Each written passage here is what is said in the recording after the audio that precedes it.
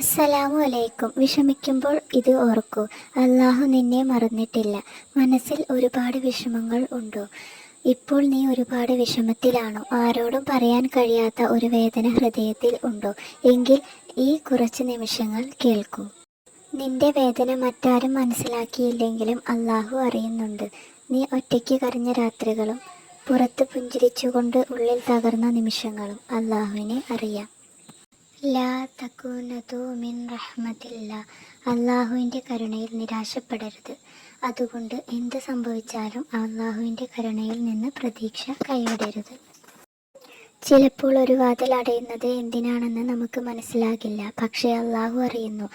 നമുക്ക് നഷ്ടമായി തോന്നുന്ന ചില കാര്യങ്ങൾ ഒരുപക്ഷെ നമ്മെ സംരക്ഷിക്കാനായിരിക്കും.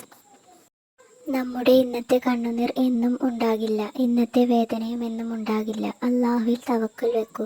ദുആ തുടരൂ. നല്ലത് പ്രതീക്ഷിക്കൂ. നീ ഒറ്റയ്ക്കല്ല. നിന്റെ റബ്ബ് നിന്നോടൊപ്പമുണ്ട്. തീർച്ചയായും പ്രയാസത്തോടൊപ്പം എളുപ്പമുണ്ട്. അല്ലാഹു നിന്റെ ഹൃദയത്തിന് സമാധാനം നൽകട്ടെ. ആമീൻ.